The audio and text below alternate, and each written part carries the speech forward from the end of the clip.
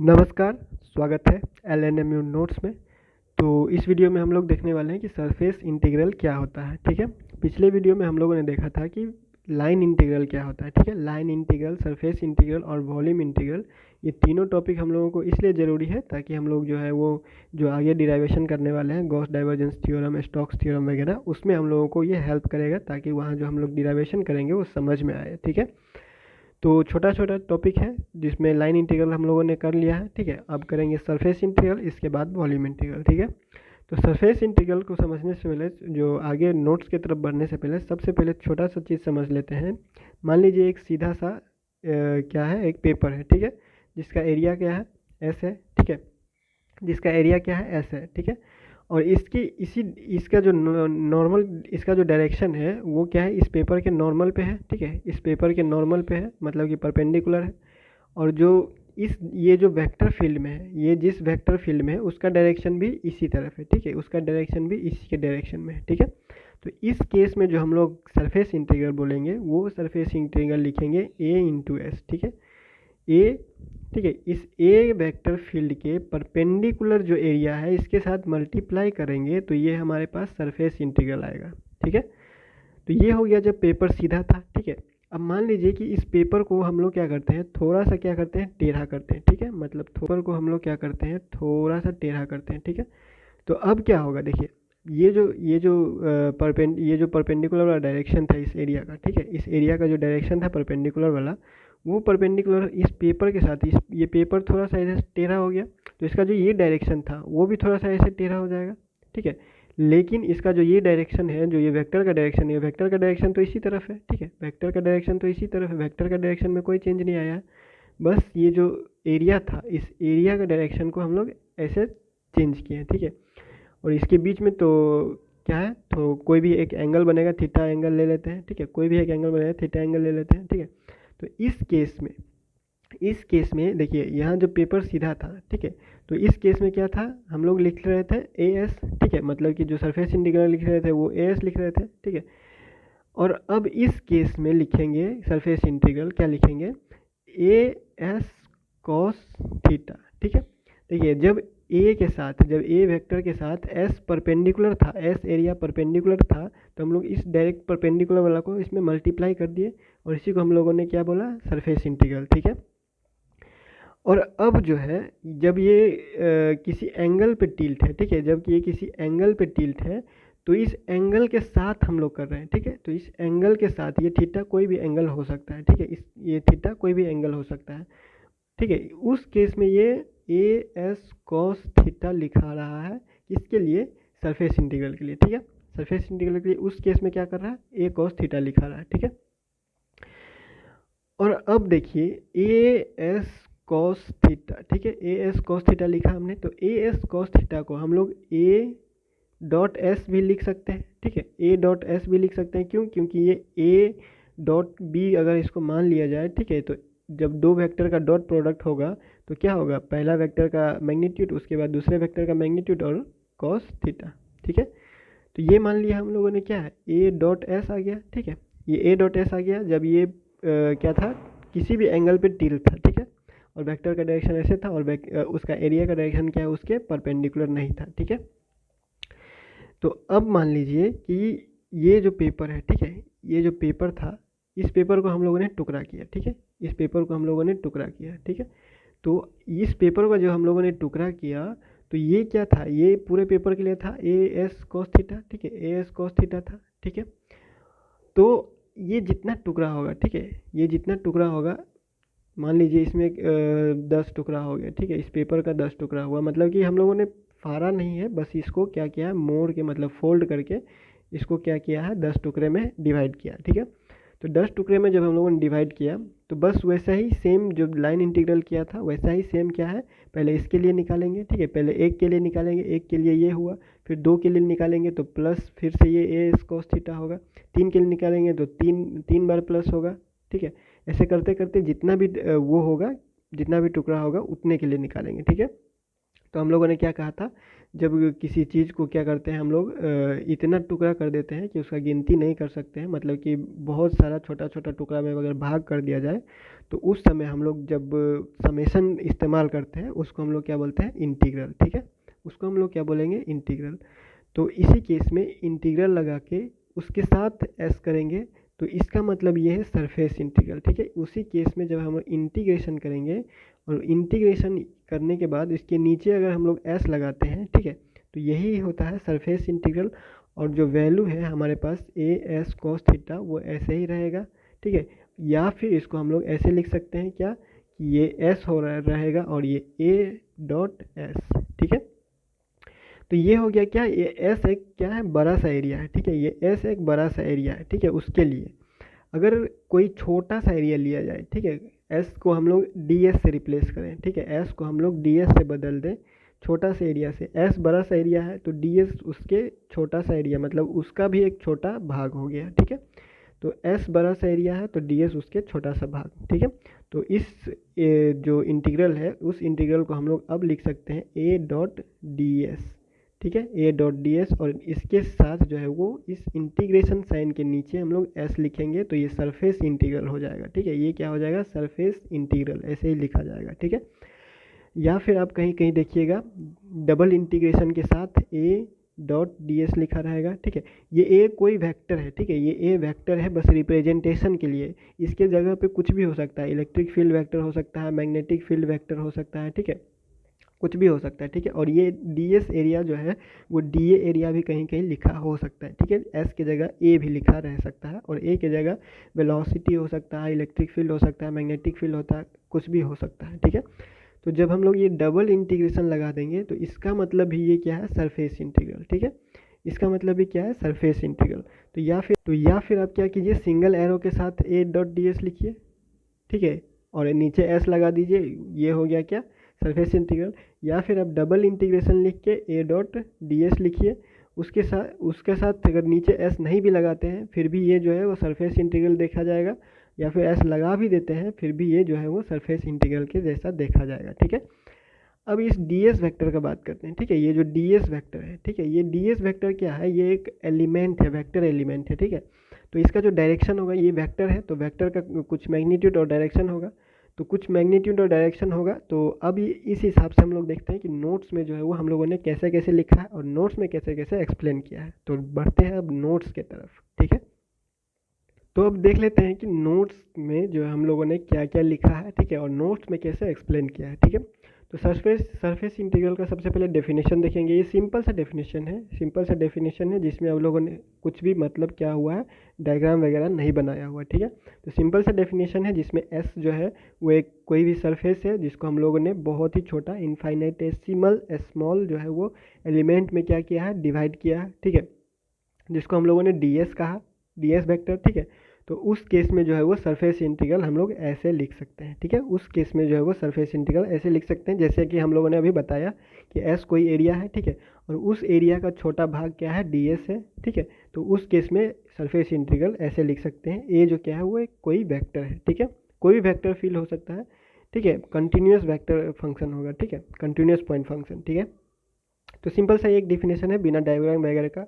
आगे जो है वो डायग्राम वगैरह का डेफिनेशन भी है, मतलब कि कैसे आपको लिखना है या फिर आप कैसे नोट कर सकते हैं। ठीक है, तो ये पीडीएफ आपको टेलीग्राम पे मिल ही जाता है। ठीक है, या फिर डिस्क्रिप्शन में भी टेलीग्राम का लिंक दिया गया है तो वहाँ से आप डाउनलोड कर सकते हैं।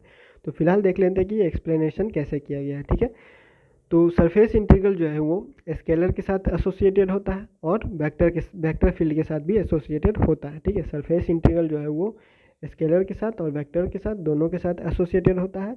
ये एक इंटीग्रेशन है ओपन सरफेस और क्लोज सरफेस के लिए भी।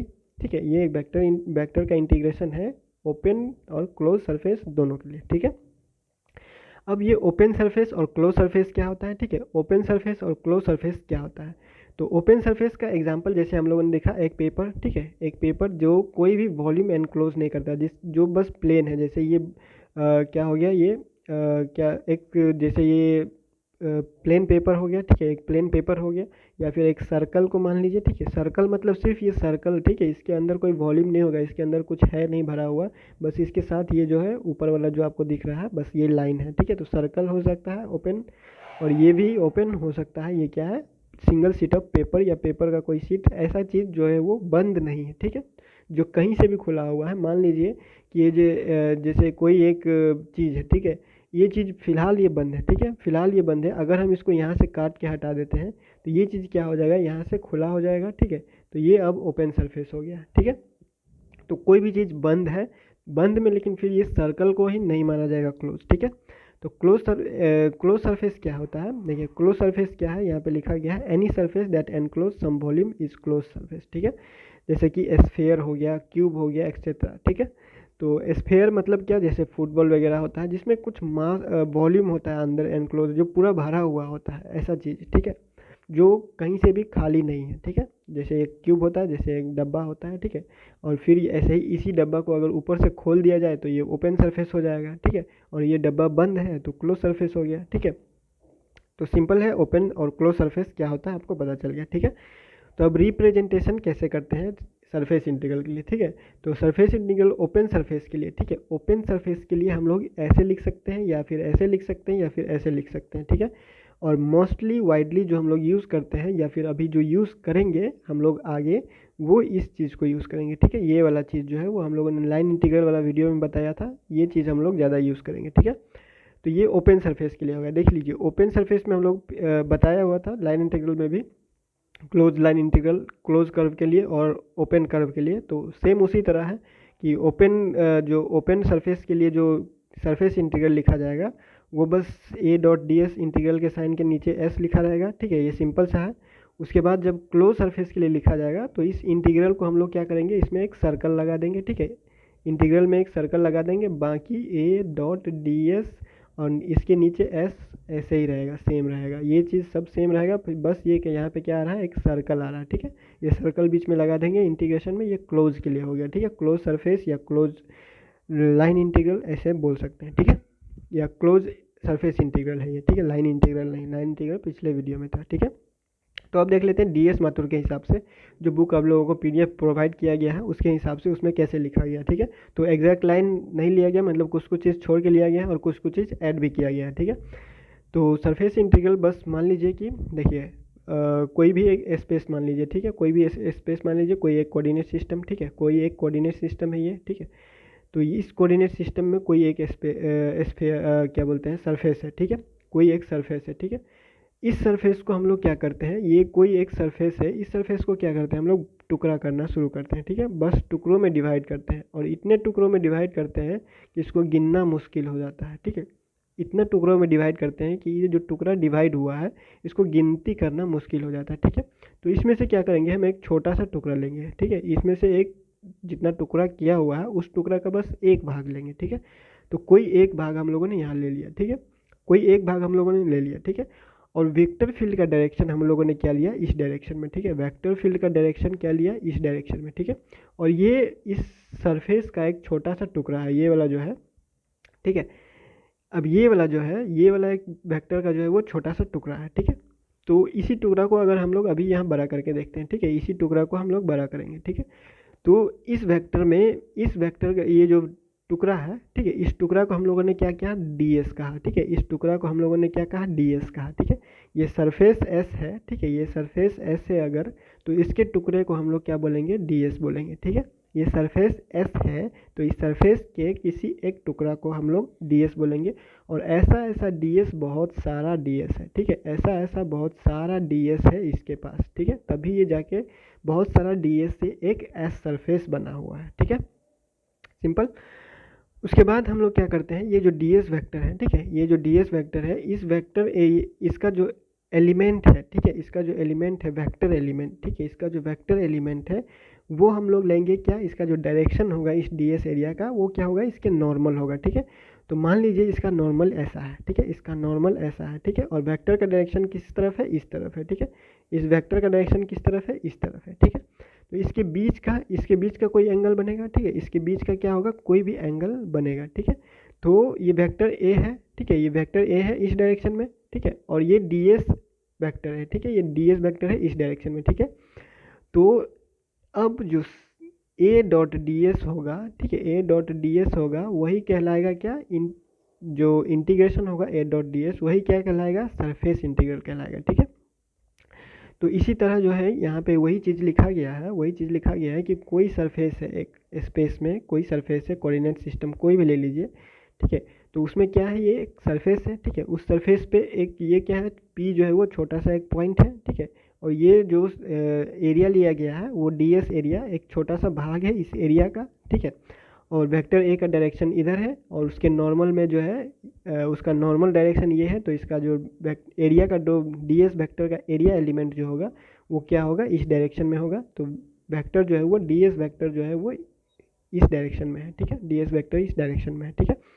तो इन दोनों के बीच का जो डॉट प्रोडक्ट है, जब इन दोनों के बीच में हम लोग सरफेस इंटीग्रल कहेंगे, तो सरफेस इंटीग्रल जो लिखा जाएगा वो लिखा जाएगा कैसे, एस, ठीक है। इंटीग्रेशन के नीचे एस लगा के फिर ए, क्योंकि यहाँ ए वेक्टर है, ठीक है, इसीलिए ए लिखेंगे, फिर एक डॉट लगाएंगे, ठीक है। और जो भी एरिया एलिमेंट लिया जा रहा है, जो भी एरिया एलिमेंट लिया जा रहा है उसका वेक्टर लेंगे, ठीक है, उसका वेक्टर लेंगे। तो ये जो बना, ये चीज़ जो बना उसको हम लोग सरफेस इंटीग्रल बोलेंगे, ठीक है। ठीक है, फिर से एक बार देख लेते हैं। कोई भी एक एरिया ले लिए हम लोग, ठीक है, कोई भी एक एरिया ले लिए, ठीक है, कोई भी एक एरिया ले लिया, कोई भी एक सरफेस ले लिए, ठीक है। उसको जो है वो बहुत सारे टुकड़ों में डिवाइड किए, ठीक है, बहुत सारे टुकड़ों में डिवाइड किए और उसका एक छोटा सा टुकड़ा, कोई भी एक टुकड़ा ले लिए, ठीक है, कोई भी एक टुकड़ा ले लिए और सारा टुकड़ा जो है वो एक ही बराबर है, ठीक है। मतलब ये सारा टुकड़ा का एरिया जो है वो ds है, ठीक है। जो ये सरफेस लिया गया है, इस सरफेस का एरिया s है और इसके टुकड़ा का एरिया जो है वो ds है, ठीक है। तो ds एरिया का वेक्टर जो है होगा वो ds वेक्टर, ठीक है, ds वेक्टर। और a जो है वो जिस फील्ड में रखा गया है उसका वेक्टर का डायरेक्शन भी इसी के डायरेक्शन में a है, ठीक है। तो इस केस में जो है वो जब सरफेस इंटीग्रल लिखेंगे, तो सरफेस इंटीग्रल लिखेंगे कि इंटीग्रल लिखने के बाद नीचे s लगा के फिर वेक्टर लिखेंगे, फिर उस वेक्टर का जो एरिया वेक्टर है, जो एलिमेंट में हम लोग ले रहे हैं, तो उसके जो परपेंडिकुलर है उसके साथ हम लोग इसका डॉट प्रोडक्ट करेंगे और ये जो लिखा जाएगा, ये जो कहा जाएगा, इसको हम लोग क्या बोलेंगे, सरफेस इंटीग्रल बोलेंगे, ठीक है। तो इस सरफेस इंटीग्रल को ऐसे भी लिख सकते हैं, ठीक है, बताया गया था, ठीक है, या फिर ऐसे भी लिख सकते हैं या फिर ऐसे भी लिख सकते हैं, ठीक है। तो अब यहाँ पे ध्यान देने वाला बात ये है कि जो यहाँ पे जो ये लिखा गया है S A dot N cap D S, ठीक है, यहाँ पे ये ध्यान दीजिएगा, ये एन कैप डी एस है, एन कैप डी एस, ठीक है। तो ये डी एस का डायरेक्शन है ये एन कैप, ठीक है, ये जो डी एस एरिया है, ठीक है, ये जो डी एस एरिया है, इस डी एस एरिया का डायरेक्शन है ये एन कैप, ठीक है। डी एस वैक्टर लिखिए, ठीक है, या फिर एन कैप डी एस लिखिए, ये दोनों क्या है, बराबर है, ठीक है। डी एस वैक्टर लिखिए या फिर डी एस वैक्टर लिखेंगे तो वैक्टर लिखा गया, इसका मतलब क्या है, इसके पास डायरेक्शन है और मैग्नीट्यूड है, ठीक है। और जब इसको अलग करेंगे, डायरेक्शन को अलग और मैग्नीट्यूड को अलग करेंगे, जब डी एस वैक्टर में से मैग्नीट्यूड को अलग और डायरेक्शन को अलग करेंगे तो मैग्नीट्यूड डी एस होगा और डायरेक्शन एन कैप होगा। मैग्नीट्यूड डी एस होगा जिसके ऊपर एरो नहीं लगा हुआ है, ठीक है, और उसके साथ में मल्टीप्लाई होगा एन, मतलब कि ये मैग्नीट्यूड को बता रहा है और ये डायरेक्शन को बता रहा है, तो दोनों मिल के जो बता रहा है वो वेक्टर को बता रहा है, ठीक है, सिंपल। तो यहाँ पे जो टर्म लिखा गया है ये एन कैप जो है वो एन कैप क्या है, हमारे पास outward normal of a close surface for a close surface, ठीक है, मतलब कि जो क्लोज सरफेस है, ठीक है, क्लोज सरफेस हम लोगों ने लिया है तो इसका जो है आउटवर्ड नॉर्मल है एन, ठीक है, मतलब कि बाहर की तरफ इसका डायरेक्शन है, ठीक है, बाहर की तरफ इसका डायरेक्शन है एन का डायरेक्शन, ठीक है। इसके सिंपल लैंग्वेज में भी लिख दिया गया है, सिंपल लैंग्वेज में ये समझ लीजिए कि एन कैप जो है, ठीक है, एन कैप जो है is the unit vector, N cap unit vector है, पता है एन कैप जो है वो यूनिट वेक्टर ही होता है, normal to the surface S, S surface के नॉर्मल मतलब कि परपेंडिकुलर, ठीक है, एस सरफेस के नॉर्मल मतलब कि परपेंडिकुलर, जो कि पॉजिटिव डायरेक्शन, सरफेस के पॉजिटिव डायरेक्शन को बता रहा है, ठीक है, सरफेस के पॉजिटिव डायरेक्शन को बता रहा है। तो ये जो केस में है, मतलब कि ये जो एन डायरेक्शन, एन कैप का डायरेक्शन अभी बता रहा है पॉजिटिव डायरेक्शन में, वो डायरेक्शन जो लिया जाता है वो आपके हिसाब से लिया जाता है, ठीक है, वो एक जो आप ले रहे हैं, जो चीज़ आप ले रहे हैं उसके हिसाब से लिया जाता है एन कैप का डायरेक्शन, ठीक है। तो अगर मान लीजिए, ठीक है, अगर मान लीजिए ये पेपर है, ठीक है, इस पेपर में आप एरिया जो ले रहे हैं, ठीक है, इस पेपर में जो आप एरिया ले रहे हैं, मान लीजिए ये पेपर है, इसके साइड है ए बी सी डी, ठीक है, ए बी सी डी, तो ये क्लॉकवाइज है, ठीक है, घड़ी के डायरेक्शन में है, मतलब कि इसके डायरेक्शन में आप ले रहे हैं, ठीक है। तो इसका जो क्या बोलते हैं, इसका जो वो होगा डायरेक्शन जो होगा एन कैप का, ठीक है, एन कैप का जो डायरेक्शन होगा वो right hand thumb rule, right hand rule जो है हम लोगों ने यूज़ किया था, उससे हम लोग एन कैप का डायरेक्शन पता करेंगे। जब इसका डायरेक्शन क्लॉकवाइज है, मतलब कि जो सरफेस हम लोग ले रहे हैं उस सरफेस का डायरेक्शन अगर क्या है, क्लॉकवाइज है, अगर क्या है क्लॉकवाइज है, मतलब कि ऐसे है, इस तरफ से इस तरफ डायरेक्शन है, ठीक है, जो सरफेस हम लोग ले रहे हैं, ठीक है। तो उसमें एन कैप का डायरेक्शन जो होगा वो राइट हैंड थंब रूल से लिया जाएगा, ठीक है। और उसके बाद अगर इसका डायरेक्शन उल्टा भी है, ठीक है, अगर एंटी क्लॉकवाइज डायरेक्शन में हम लोग ले रहे हैं तो उसके डायरेक्शन भी राइट हैंड रूल से निकालेंगे, ठीक है। जैसे यहाँ पे लिया गया है ए बी सी डी, देखिए ए बी सी डी लिया गया है, ठीक है, तो इसका जो है वो क्लॉकवाइज डायरेक्शन है, तो क्लॉकवाइज डायरेक्शन है मतलब कि इस डायरेक्शन में हम लोगों को क्या रखना होता है, अंगूठा रखना होता है, सॉरी उंगली रखना होता है, ठीक है, इस डायरेक्शन में उंगली रखना होता है, और उंगली रखने के बाद अंगूठे का जो डायरेक्शन होगा वही डायरेक्शन होता है एन कैप का। तो अंगूठे का डायरेक्शन इस केस में क्या है, अंदर की तरफ, तो इसका जो है वो डायरेक्शन इनवर्ड होगा, एन कैप का डायरेक्शन क्या होगा, इनवर्ड होगा, ठीक है। और इस केस में ठीक उसका उल्टा आउटवर्ड होगा, ठीक है। राइट हैंड रूल आप लोगों को पता है, ठीक है। तो अगर क्लोज सरफेस है, ठीक है, अगर क्लोज सरफेस है तो क्लोज सरफेस का जो क्लोज सरफेस के केस में जो एन का डायरेक्शन होगा, एन कैप का डायरेक्शन वो क्या होगा, उसके परपेंडिकुलर होगा, ठीक है। और बाकी जो सरफेस है क्लोज ओपन सरफेस वगैरह, उसके लिए हम लोग राइट हैंड रूल यूज़ करेंगे, ठीक है। अगर क्लॉकवाइज है, ठीक है, अगर क्लॉकवाइज हम लोगों ने लिया हुआ है तो इनवर्ड डायरेक्शन होगा एन का, और एंटी क्लॉकवाइज लिया है तो आउटवर्ड डायरेक्शन होगा, आउटवर्ड नॉर्मल होगा, ठीक है, एन का डायरेक्शन, ठीक है। वही चीज़ यहाँ पे बताया गया है, ठीक है, वही चीज़ यहाँ पे लिख दिया गया है। इस डायरेक्शन में है तो इसका जो है वो इधर की तरफ पॉजिटिव है, उधर की तरफ नेगेटिव है। फिर सेम उसी तरह है, उसके उल्टे डायरेक्शन में है लिया है, तो उसके उल्टे डायरेक्शन में अगर लिया है तो बस ये लेने के ऊपर डिपेंड करता है। आप अगर इस तरफ इधर से लेते हैं एरिया, तो उस हिसाब से आप राइट हैंड रूल लगाइए, और इधर से एरिया लेते हैं तो उस हिसाब से राइट हैंड रूल लगाइए, ठीक है, सिंपल। उसके बाद terms of component, in terms of component, तो कंपोनेंट के फॉर्म में लिखेंगे तो क्या लिखेंगे, बस एक्स वाई जेड आ जाएगा और कुछ नहीं है, ठीक है। तो A X D S X, ठीक है, A Y D S Y, A Z D S Y D S Z, सबको जो है वो प्लस कर दिया, ठीक है, और बाकी चीज़ सारा चीज़ ये सेम रहेगा, ठीक है। तो अब बात करते हैं कि सरफेस इंटीग्रल जो हम लोगों को बताता क्या है, ठीक है, देता क्या है। तो सरफेस इंटीग्रल जो हमें देता है वो फ्लक्स देता है, ठीक है। सरफेस इंटीग्रल क्या देता है हमें, फ्लक्स देता है, फ्लक्स ऑफ क्या, ए, ठीक है, फ्लक्स ऑफ ए, मतलब कि ये जो ए वेक्टर लिया गया है उसका फ्लक्स देता है थ्रू क्या, थ्रू डी एस, ठीक है, थ्रू डी एस, ठीक है। इसका मीनिंग ये हुआ, ये जो लिखा हुआ ये चीज़, ठीक है, यहाँ पे लिख देते हैं कि ए डॉट डी एस वेक्टर है इसका surface integral, session surface integral, ठीक है। तो सरफेस इंटीग्रल यहाँ पे हम लोगों को क्या दे रहा है, इस ए का, ठीक है, इस ए का फ्लक्स डी एस के थ्रू, इस ए का फ्लक्स डी एस के थ्रू कितना है ये हमें क्या बताता है, सरफेस इंटीग्रल बताता है, ठीक है। सरफेस इंटीग्रल क्या देता है हमें, इस ए का, इस वेक्टर ए का जो क्या बोलते हैं फ्लक्स कितना है डी एस के थ्रू वो हमें देता है, ठीक है। वही चीज़ लिखा गया है, surface integral of the normal component of vector A is called the flux across the surface, ठीक है, फ्लक्स अक्रॉस द सरफेस, यही हम लोगों को क्या देता है, सरफेस इंटीग्रल वही देता है, ठीक है। तो अगर ये फ्लक्स जो है, ठीक है, अगर ये फ्लक्स क्या है, जीरो है तो उसको सोलेनोइडल बोलेंगे, फ्लक्स क्या है, जीरो है तो सोलेनोइडल बोलेंगे, सिंपल सा चीज़ यहाँ पे लिखा गया, बुक का चीज़ है, ठीक है। तो यही था सरफेस इंटीग्रल, ठीक है। सरफेस इंटीग्रल में ज़्यादा कुछ है नहीं, लाइन इंटीग्रल जैसे था वैसे ही चीज़ है, ठीक है, लाइन इंटीग्रल जैसे था वैसे ही चीज़ है। यहाँ पे ध्यान रखने वाला चीज़ ये है, ये जो लिखा गया है डी एस का, ठीक है, ये जो डी एस का लिखा गया है ये ध्यान रखने वाला चीज़ ये है, इस चीज़ को नोट करना है, ठीक है, इस चीज़ को ज़्यादा नोट करना है, इस चीज़ को ज़्यादा फोकस करना है, क्योंकि यहाँ पे एन कैप है और एन कैप का डायरेक्शन आता है, ठीक है। तो ये डी एस वेक्टर है, जब आप क्वेश्चन सॉल्व कीजिए, क्वेश्चन सॉल्व करने के लिए थोड़ा सा और कंसेप्ट चाहिए होता है, ठीक है। तो फिलहाल यूनिवर्सिटी के हिसाब से बताया जा रहा है थ्योरम को समझने के लिए, तो और डिटेल क्वेश्चन के लिए जो है वो डिटेल के लिए प्रैक्टिस करना पड़ेगा। तो उसमें जब एक दो क्वेश्चन कीजिएगा तो उस क्वेश्चन में इस चीज़ का ज़रूरत पड़ेगा, ठीक है, इस चीज़ का ज़रूरत पड़ेगा और इस चीज़ को हम लोगों को सॉल्व करना पड़ेगा, तभी जाके क्वेश्चन जो है, जब ये हम लोग समझ जाएंगे तब हम लोग क्वेश्चन सॉल्व कर सकते हैं। न्यूमेरिकल्स का बात किया जा रहा है, ठीक है, थ्योरी का बात नहीं, ठीक है। जब न्यूमेरिकल्स करेंगे तो इस चीज़ का ज़्यादा ज़रूरत पड़ेगा, ठीक है। तो इस चीज़ को आप लोग याद रखिए और इस चीज़ को भी याद रखिए, ठीक है। ये चीज़ बुक में लिखा हुआ,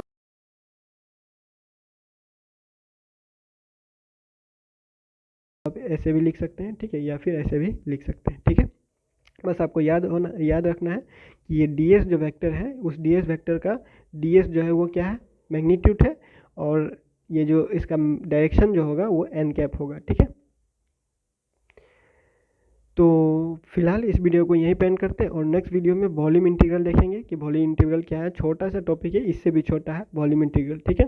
लेकिन तीनों जब मिल जाएगा, ठीक है, line integral, volume integral, surface integral, तीनों जब आपको याद रहेगा, तीनों क्या होता है, कैसे करते हैं, ये सारा चीज़ आपको पता होगा, तभी आप जो है वो थ्योरम में लिखे हुए चीज़ों को, थ्योरम जब डिराइव होगा तो उस चीज़ को आप समझ जाइएगा, ठीक है। तो मिलते हैं नेक्स्ट वीडियो में वॉल्यूम इंटीग्रल के साथ।